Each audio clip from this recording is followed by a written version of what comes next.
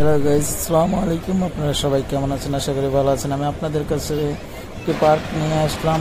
এই পার্কে কি নাই, সব কিছুই আছে, কিন্তু এই পার্কে ঘুরতে কোনো টাকা লাগে না, পয়সা লাগে না, কিছু লাগে না। শুধু আসবেন, ঢুকবেন, ফিরি ফিরি দেখবেন। মোটর সাইকেল থেকে শুরু করে সব কিছু পার্কিং ফ্রি, প্রবেশ ফি ফ্রি।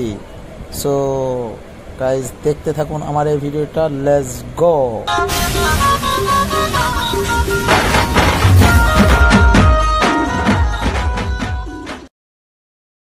আমি আপনাদের নিয়ে আছি এমন একটা পার্ক অ্যান্ড রিসোর্ট। এটা হলো সাদিক পার্ক অ্যান্ড রিসোর্ট নামে পরিচিত, সবাই চেনে। বগুড়া থেকে রাজশাহী রোডে গোহাইল রোড। এটা এই গোহাইল রোড দিয়ে কিছু দূর আসলেই আপনি এই পার্কটি দেখতে পারবেন। আর রাস্তার বাম পাশে পড়বে আপনার এই পার্কটি।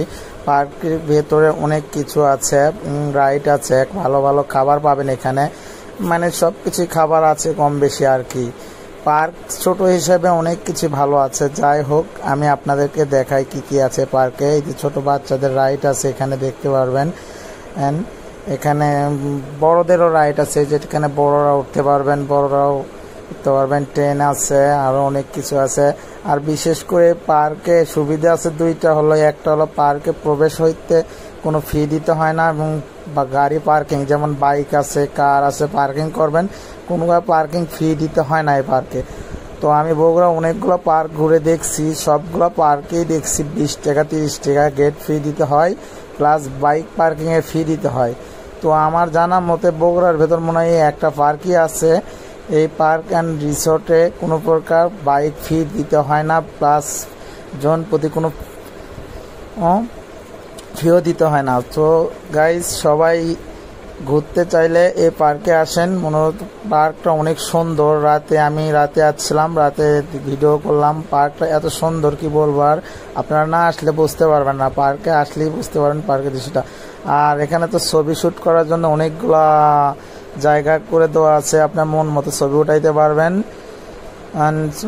পারবেন, আরো অনেক কিছু আছে। পাথরের আপনার হরিণ আছে, হাঁস বানানো আছে, তারপরে অনেক কিছুই আছে। সো গাইস, আপনারা আসবেন, এসে দেখবেন, দেখলেই বুঝতে পারবেন।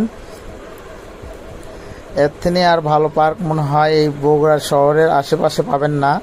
সো গাইস, আপনারা চাইলে ঘুরে যেতে পারেন। আমি ঘুরে ঘুরে দেখাইতেছি, আপনারা দেখেন। এটা হলো রেস্টুরেন্টের একটা দোতলা, মানে আর কি। এটা হলো গ্রাম্য পরিবেশের সিস্টেম করে বানানো হয়েছে।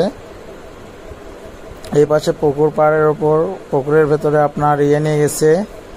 এই যে আপনার বানায় দেখেন, কত সুন্দর দেখতে, আসলে অনেক সুন্দর লাগতেছে। ওখানে মনে হয় বসে আছে, যেখানে ছবি ওঠানোর জায়গা আছে।